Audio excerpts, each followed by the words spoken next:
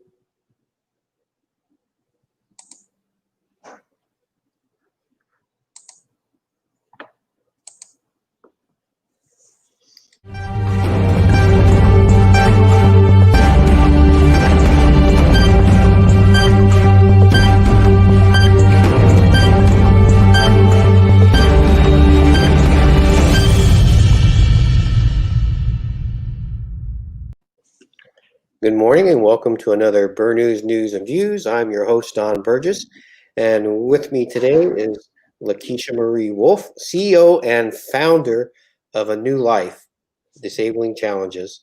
And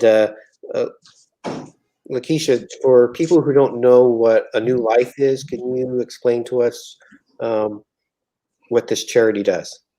Sure. So, hi, hello. My name is LaKiesha Wolffe, and I am the founder and CEO of New Life Charity 1011. And A New Life is a charity that's owned and operated by myself, who is a person with a physical disability. I am an above knee amputee, and I started A New Life because of the lack of acknowledgement, accessibility, and understanding of disability in Bermuda. With that being said, I quickly came to realize how hard it was to live here as a young person with a disability, practically not being able to walk and have any sort of movement from the waist down properly or as normally as the average person. So I decided to come up with A New Life charity because I realized there was no resources or help out here personally for persons with disability.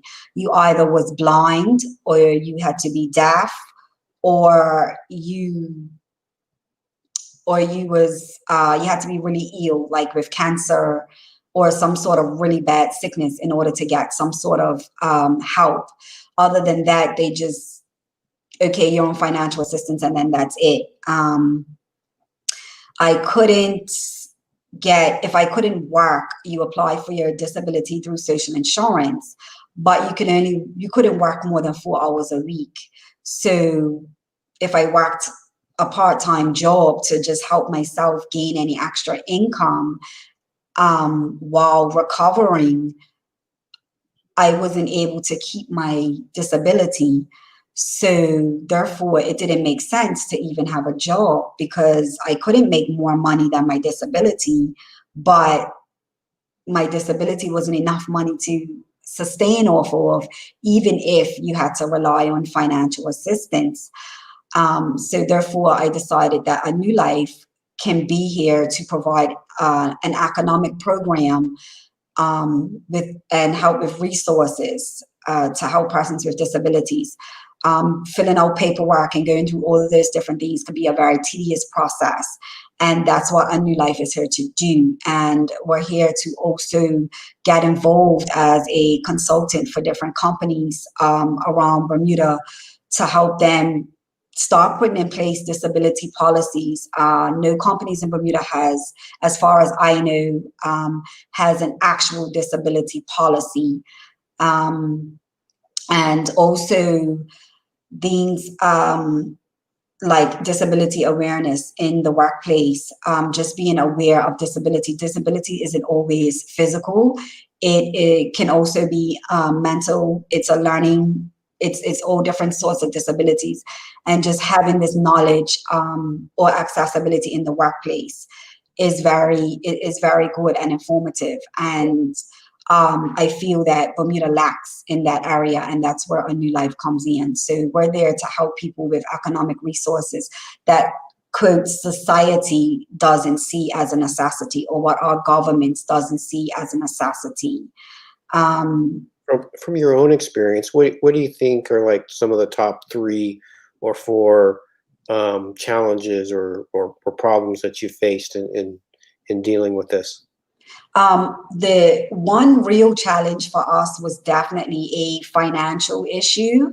And when I say financial, I don't always mean to say, oh, that we're broke people or we're poor people. When I say financial, it's that when you become disabled, everything changes. When I lost my leg, I lost my home. I lost my ability to drive a stick shift car. I lost my job. I lost out on a lot that needed economic resources, financial resources. And for that, I couldn't work by doctors. I couldn't work. I had to recover for at least a year. I barely could hold my own fork. My stepmom and dad used to have to feed me sometimes. My dad used to lift me out on the couch so I'm not sitting up like a vegetable most days, just drooling off of tons of medication being pumped into my body because of the extent of the damage to myself from my accident.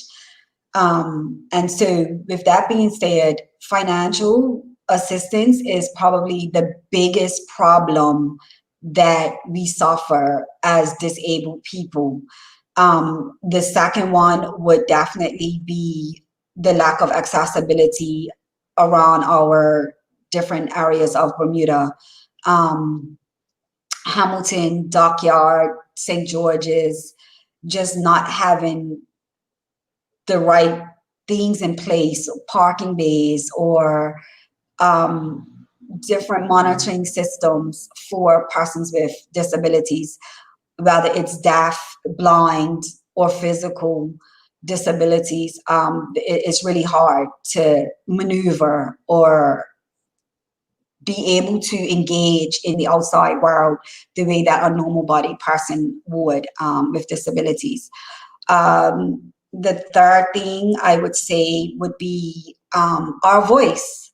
Anytime someone like myself speaks up or wants to put a problem out there and be vocal about it and put some backbone behind it, we're called names like bullies, we're self-pity, we're aggressive, and everyone looks at us like we're looking for a pity party, and we're not. We want a voice just like everybody else. When you're fighting for furlough days and you're fighting for your schools and not to close this school or different things like that, or you're fighting for the mold in these schools to not happen and all of that stuff, and you got to get on the news and you got to stand up and host different things, and we're fighting for gay rights, and we got to be nasty and as mean as we want. But a person like myself that exposes the real issues on disability and speaks with a backbone and speaks with a voice, yes, it can come across aggressive, but I feel like that's what Bermuda needs, because the humbleness isn't getting us anywhere. If it was, they would have changed a lot of things by now. And it doesn't take that much to change some words on a paper in a legislation. I may not know all about legislation, but I do know that you can change it, and it's too long. 1981 is a long time. Yeah, you have an event coming this weekend, but before we want to highlight that. But before we do that, what are some simple changes that could be made to make life more accessible for people with disabilities? First off, I speak about it all the time. I really, truly think that, and without me making it seem like I'm downplaying our government or I'm disrespecting anybody's role, I'm not. I am offering a solution to the problem, and I feel that the problem is that it's not enough people that are in our legislative roles or our policymakers that can identify with being disabled. And so, sorry. And so, for that, I feel like I just think that we need that extra push from someone that actually lives it, or actually like that, and has the knowledge and the understanding of what it takes. We can all go work in a job and say, okay, we need more handicap base, let's put them out. But what it takes to put those handicap base out there, I don't think that all the right ideas are being looked at and followed, and they're not getting the right consulting. That is the problem that I see that we face. I feel like we need to start going to the source, or the people that actually are in those situations, in order for it to be better. Because while I appreciate the people that are in power, that are trying to help us, we have a whole disability advisory council, but who in that council is really handicapped? You know, we have a whole team of MPs that make choices for us up in financial assistance and the finance department and all of those places. Who in these places are actually handicapped that's taking care of this, or is sitting there as a consultant, or someone in financial assistance that is there as a person to help with the financial resources and stability of living as a disabled person? How are you going to tell me what I need to live? You're not covering doctor's appointments because HIP doesn't cover more than 3 doctor's visits a year, but you're going to take everything that I make. How do you want me to cover myself? How do you want me to cover myself, with that being said? You know, with the government proposing the new health plan, how will that be able to help people with disabilities? To tell you the truth, they're supposed to cover more doctor's visits and cover more. It is supposed to, but to what extent? Is it going to cover the specialists that are needed? Is it going to cover certain operations that are needed? Is it going to cover the anesthesia that is needed? Is it going to cover persons that, and not just speaking for myself, but even people that get pregnant and can't afford abortions, but also know that they can't afford kids? Yes, we make mistakes, but is it going to cover all of those certain needs? Is it going to cover our new wheelchairs? Can we go and get a new wheelchair on insurance? I have a wheelchair that's, it's like, I'm sorry, I'm going to use those words, but it is ghetto. You understand? Like, it is crazy. And I refuse to go and rent another wheelchair. This is the rest of my life. But I don't want to spend thousands of dollars on a brand new wheelchair either. And I have other things that I have to pay. I have to pay rent. I have to take care of 2 little girls. And, you know, I have to take care of me too. But a wheelchair is the last thing on my mind sometimes. I'm like, I'm not going to go out and just spend all this money on a wheelchair. But then I'm like, but I need my wheelchair. You know, being on crutches is horrible. It's sooner or later, it's going to cause me to have surgeries in my shoulders and my back because of the pressure and what it's causing from being on them full time, all the time. So I have no idea what this health plan has proposed, but at the end of the day, I do hope that it's all the things that we need covered. And most of us with disabilities have to see specialists, and none of those visits are covered. Part of the thing is, I don't think like the average Bermudian knows how widespread this problem is. In an earlier conversation, you said like there's 3,000 people with a disability in Bermuda. and growing. The number is growing. So if people are unaware, now I'm an amputee, so I did focus a lot of numbers on amputee. And if people are not aware, there is at least the average number of amputations done in Bermuda per year is 50. In 2018 alone, it was 72 amputations done. 72. That is a very high number for a population of 60,000 people. Most of that number is from diabetes and road fatalities. Over the last maybe 5 years or so, there are more road fatalities, not road fatalities, I'm sorry, correct me, but road accidents, trauma, from the roads. More and more young people I have seen now are losing their limbs due to amputation, from road accidents and stuff. And then there's also just the general sickness where some of us can't afford to go to the hospital or the doctors all the time. And so we're getting diseases and infections setting in, and then there's a cause for amputation. And then there is the responsibility of ourselves, being disabled could be really stressful in Bermuda. I myself went through suicide for 2 years. I struggled with suicide for 2 years and wanting to give up on life until I found my voice and found that this is what I'm supposed to be doing. That there takes a toll on you, and you just become weak and you become sick, not only physically, you become mentally sick as well as physically. And then you start inheriting a whole bunch of other disorders, anxiety disorders, and then you're popping lots of medications, and then other parts become worse. And then something else freezes up on your body, and now you're paralyzed or different things like that. And people don't understand that this is what plays a part in people becoming disabled in Bermuda as well. And so with that being said, the numbers are growing, and amputations are becoming too much. It's becoming too much in Bermuda.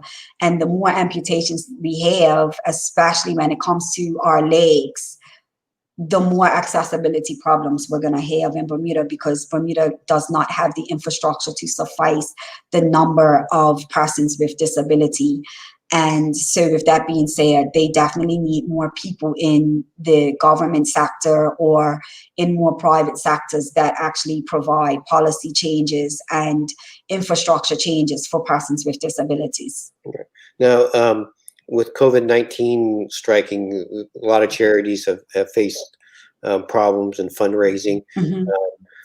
A New Life is not definitely one of them. Yeah.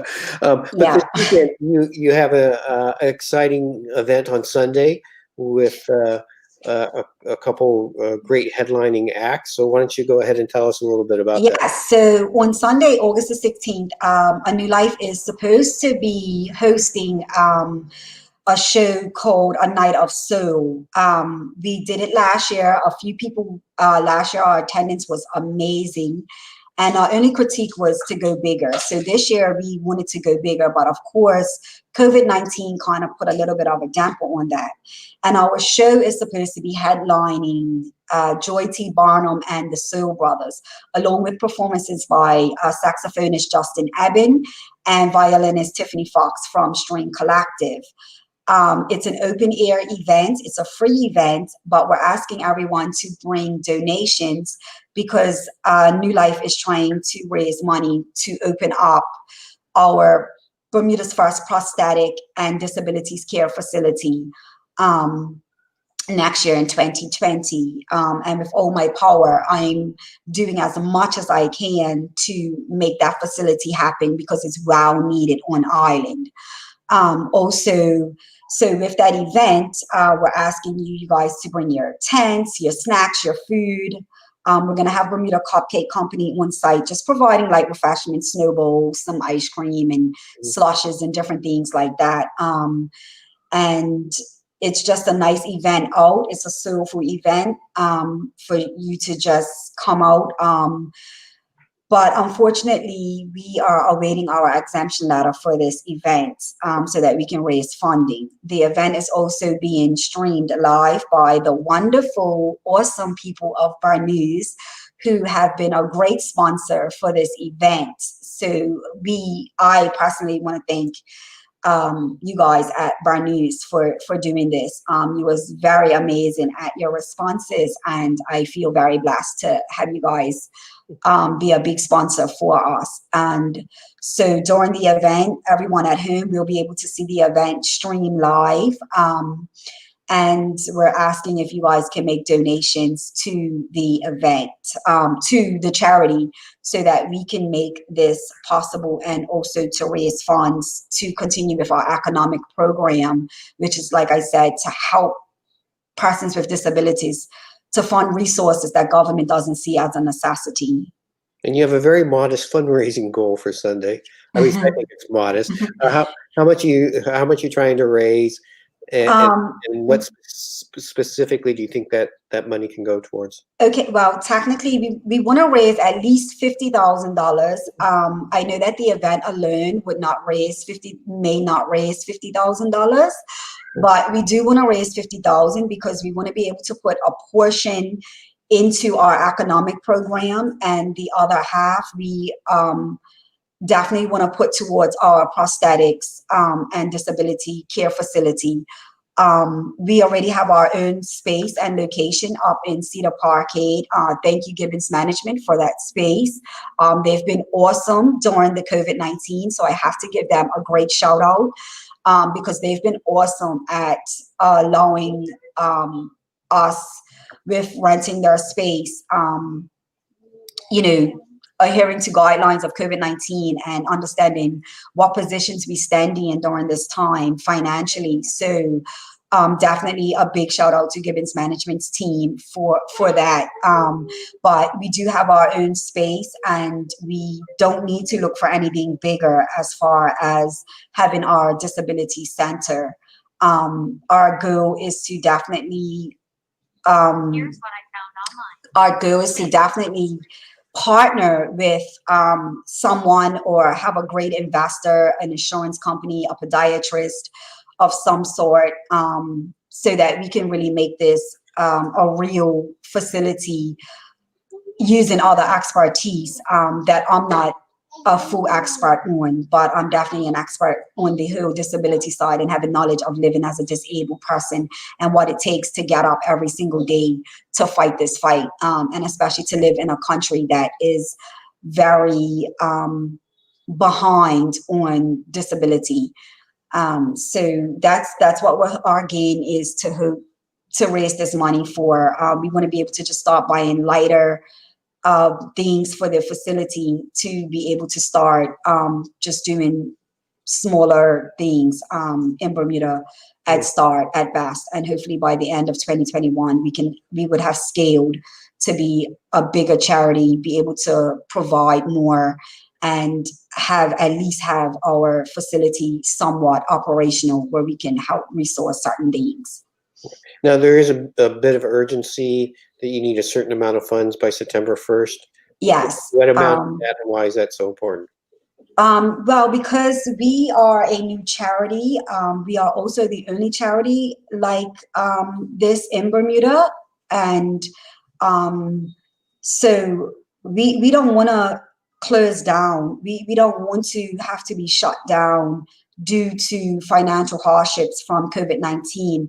We had just started renovations. We was due to have a nice big grand opening for April, but then COVID came in and just kind of shut everything down. We had a few events planned, including this event that we're talking about now, the Night of Soul. We had about 3 or 4 good events planned between April and May, June. And a Night of Soul still would have happened in August, as that was the date that we had it last year. And it was such a success. It was a big success. Thank you, Cafe Tan, and all the other sponsors and supporters for that event. But the events that we would have had this year would have brought in a good half of what we would have needed to fund the charity operational expense wise, and also fund different things. Excuse You can me. give your daughter a. Yes. It's okay, lovely. Go ahead inside. I have my cats interrupt me. So that's okay. But this is our times, and at this point, I'm kind of enjoy being home with my kids. My children start back school August the 24th at Bermuda Institute, so I don't have much time left with them. But as a parent, also, it's kind of I hate to say it that way, but it's kind of a relief of being kid free for a little while. But back to what we was talking about, our events would have definitely. We was on track to raising enough funding to cover a lot of our expenses, and also towards our economic program, and we would have at least got a head start towards being able to put money aside for our disability facility next year.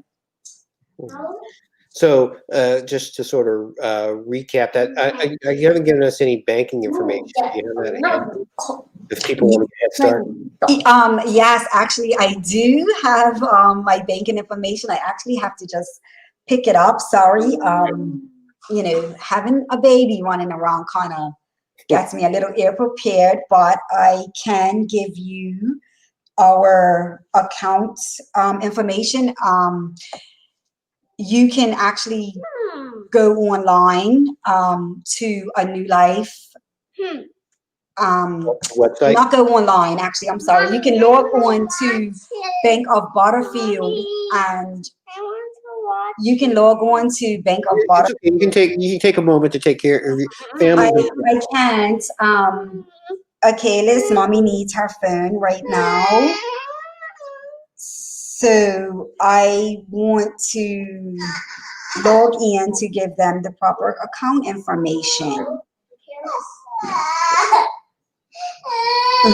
I'm sorry. I know this may seem a little unprofessional, but the live video with family concerns going on.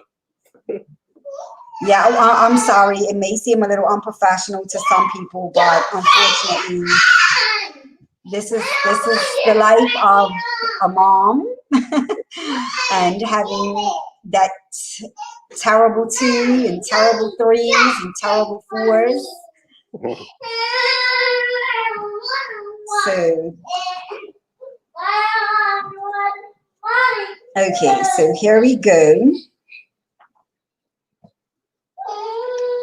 Okay, so our account number is 060-166-934-0020, and that's at Butterfield Bank, and we're underneath a New Life Consulting. And go ahead and give the number again, just in case somebody missed one. Sure. So our account number again is 060-166-934-0022, and that is our account number. Okay. As we get ready to wrap up here, is there anything that you want to leave the audience with? Yeah, sure. So I do want to let people know that when we stand up for disabilities, and although we may come across, well, myself personally, come across a little bit strong and aggressive, it is because I live a life that most people would never understand. I have to do these in a very different way, and it's very hard to be in a place that you see stuff happening that isn't as important as making your country more accessible for people with disabilities. So with that being said, I do fight, and I fight hard, and I feel like being the backbone of people with disabilities is what is needed. We need to get our point across, and sometimes doing it with a little bit of aggressiveness, it works. I'm very sorry to say, but I'm not a bully, and I appreciate being the bad guy for the community that I stand up for. And if that's what it takes, then that's what it takes. I just need Bermuda to realize I'm fighting for something that we need, and we need it badly. I would love more than anything than to work along with the people that are already in legislative powers or sectors that help fight with things of disability, like aging and disability per se. I have no problems with consulting and working along with them. I have no problems consulting and working along with financial assistance. I have no problems consulting and working along with the Human Rights Department. These are sectors in Bermuda that play a big role in how we live as persons in disability. Oh, and let me not forget tourism, and also the Corporation of Hamilton, well, the City of Hamilton. And so with that being said, I'm not here to downgrade anybody's job or disrespect anybody in the roles that they're already doing. And like I said, while I appreciate it, I just feel like Bermuda needs more. And I feel like I can be the person that actually helps with this push. I don't think it hurts to give certain people a chance in Bermuda to be in the sectors that are needed, especially people that face those challenges and sectors. And disability is one of the biggest challenges that we have living in Bermuda, and it needs to be sorted out. And I would just stop wanting people to look at me like I'm a bully, rather than a powerful person with a voice just as important as everybody else's. And being disabled should allow me that voice and to be that way. And to all the investors and grant givers and people out there, we are really looking for your support. You can contact me at 703-9912. All my information is available on my website. And I hope to hear from someone soon. I want to just collaborate and be collective with the different persons and sectors and governments and legislative leaders in Bermuda to be able to make the changes that we need. So thank you again, Bar News. And I want to just say thank you to certain people like MS Amelin and the Supermart, Mr. Gorham, and of course, the Bermuda Economic Development Corporation, Ms. Smith. They have been amazing throughout my journey. And there's also a few, and definitely my family for the support along the way. So I don't want to leave anybody out, but definitely these are just some key people that without them, I probably wouldn't be speaking where I am right now, and I would have gave up a long time ago. So, I just want to continue my growth in learning. I have lots of certifications under my belt. In case you all didn't know, I'm certified in mental health operations. I'm certified in social work, accounting, inclusion, and also disability awareness training. And so I do have some knowledge and papers underneath my belt to help me with being able to be as progressive and running the charity and the disability facility, and being able to also consult in these certain areas that I feel is needed for Bermuda. So I'm not just someone with a disability trying to talk. I'm actually someone educated with a disability trying to do what needs to be done for the better of Bermuda. And if we all come together collectively, and we would be able to make this change and make it real, and not just putting words on a paper or having some disability events and nothing happens. Right. And speaking of events, just to conclude here with Sunday, At Bernard Park from 6 Bernard's Park. It starts at 6. We'll open up at 5 where people could start coming in at 5. But unfortunately, we have to wait for our exemption letter to come through to host the event. If not, we're going to be a little upset. But we're praying for the best. And you will see the flyers and stuff being passed out if we get our exemption letter. So look out for us. Look out for us. Concert headlined by Joy T. Barnum and the Soul Brothers. Yes, it's definitely headlined by Joy T. Barnum and the Soul Brothers. So it is a show that you definitely don't want to miss. So, you know, it's a show that you don't want to miss. Obviously, if you guys know this, people, you know that they are great performers, and we are excited to have them perform for us, especially this time of the year. Just having that relaxation is amazing. You know, to be able to just chill with friends and family. And of course, we have all our guidelines in place to adhere to the COVID-19 protocols Right. at the event. So there will be people walking around with hand sanitizer. There's going to be presence there to make sure that as we move about, or we want to go visit a friend or a family member that's at the event chilling, that you have to wear your face mask upon traveling. If you're standing in line for some refreshments, you need to wear your face mask. Wear your face mask upon entering the event. Hand sanitizer. We will be taking a number count and names as you come into the gates of the event. Yeah. Okay. We thank you, LaKiesha-Marie Wolffe, for CEO and founder of A New Life Charity. Thank you.